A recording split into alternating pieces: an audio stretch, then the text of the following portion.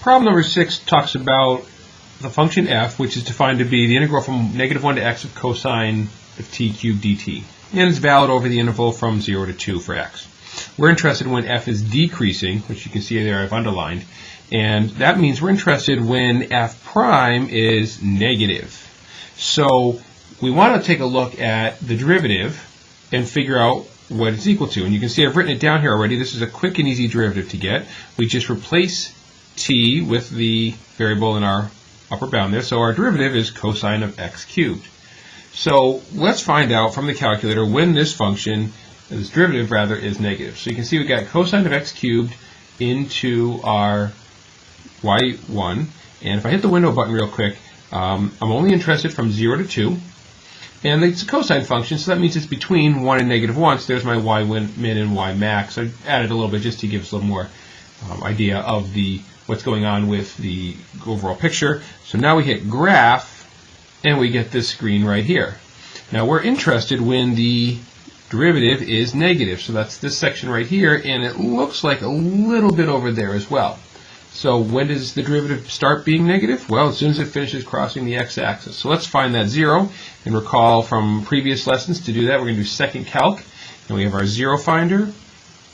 This is 1 right here, so we know that it happens between 1 and 2. So my left bound is 1, and you know what, I'll make my right bound 1.5. That cuts us off halfway, and that looks to happen somewhere around 1.2, so that can be the guess. And in fact, it's at 1.162. So there's the first, calculate that away for a second. So we're going to go from 1.162 until the second time that the function is equal to 0, which would be at that point right there. So we're going to do a 0 finder again. So second trace, 0 finder. We're going to start at 1.5. We're going to finish at 1.8 or so. There we go, right in the middle there. So 1.6 will be the guess. And we see there that we have 1.676 as our answer. So 1.676. All right, so there's an interval where f is decreasing, but we also want to check out this very final part right here where it seems to happen. So let's do the 0 finder one more time. And I'm going to do 1.9 for the left bound and 2 for the right bound and 1.98 because it happens right before 2, it looks like.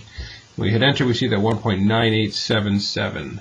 All right, so there's our other part of our, so we have this and we have 1.9877 to 2. And again, the reason for this is because f prime is negative. As far as number 7 is concerned, now we're interested when this g, which happens to be an accumulation function as well, is concave up. That means we're interested when g double prime is positive. So let's go ahead and get g prime for starters. That's a real quick and easy derivative to find. We replace t here and here with x, so we have x squared minus x cubed. From this derivative, we can now quickly use our derivative rules and come up with g double prime of x. X squared derives to 2x, and x cubed derives to 3x squared. Now we're interested when this derivative, second derivative rather, is positive, so we're going to do a concavity test on this, which means for starters we have to figure out when the second derivative is equal to 0. We can factor out an x here, so we have x times 2 minus 3x is equal to 0, so this happens at 0, and also at 2/3. Because if we plug in 2/3 right here, we have 3 times 2/3, which is 2. 2 minus 2 gives us a 0.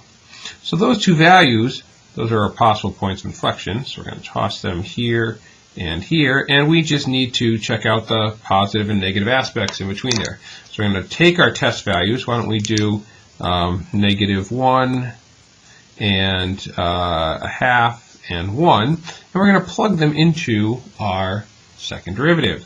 So when we plug in -1 here, we have a negative.